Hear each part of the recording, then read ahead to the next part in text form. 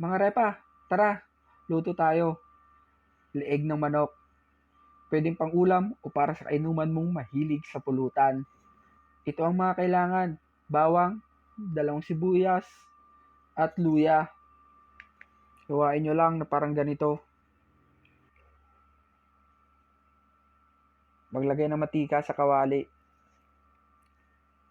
Painitin mo na to bago tayo magisa. Nagsabay ko na pala yung bawang at luya.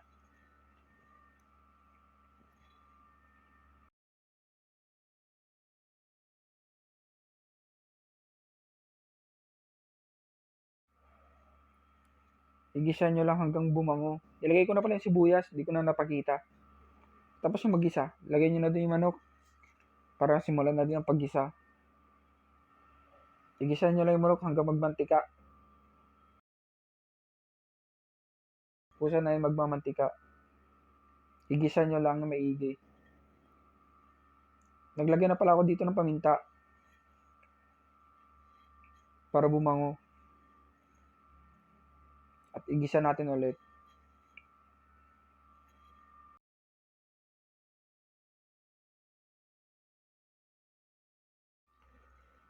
Takpan muna natin to hanggang 2 or 5 minuto upang lumabas ang sariling mantika. Naglagay pala ako ng 3 pirasong bay leaf. Tsaka tinakpan ko ulit. Pagkalipas ng 3 or 5 minuto, haluin nyo ito at ito, lumabas ng sarili niya mantika. Nagbawas pala ako ng mantika dyan para sa lulutuin ko mamaya. Naglagay na din ako ng oyster.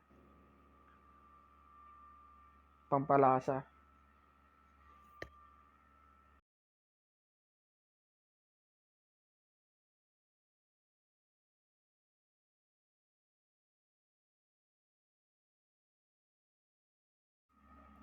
Nag-add na pala ako ng liquid seasoning, half tablespoon. Halo-haloin nyo lang para mahalo-halo na yung lasa. Maglalagay na din ako dyan ng half tablespoon din ng toyo.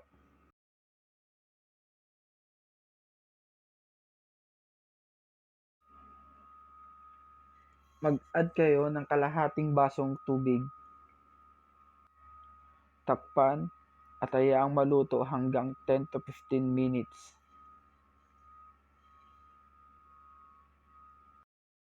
After 15 minutes, ito na yung kakalabasan. Naging sarsa na yung sabaw. Pero kailangan pa natin i-simmer yan ng 2 to 3 minutes para mas manot pa yung lasa.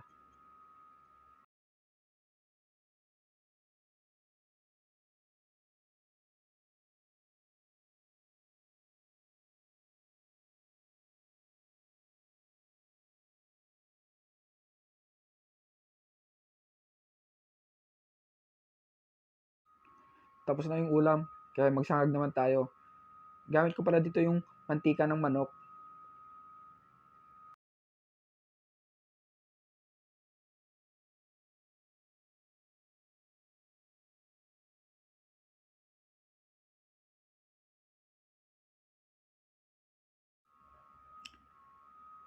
Maglalagay lang tayo ng garlic powder.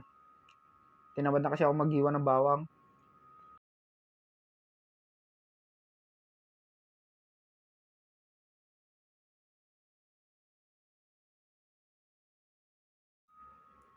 At maglalagay na din ako dito ng liquid seasoning, pampalasa.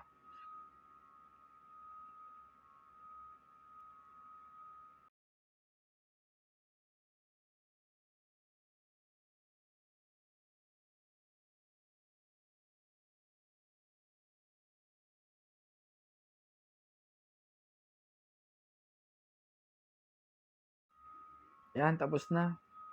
Sarap po. Ganyan ang gusto ko, mamantika. Masarap pala yung para sa kamatis dyan.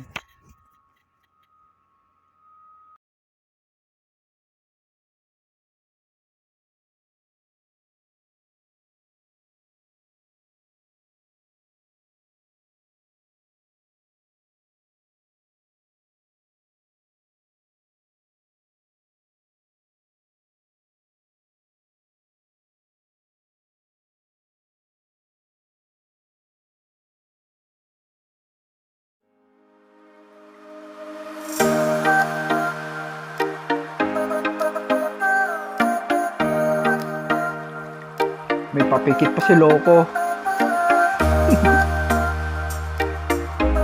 Umulit pa.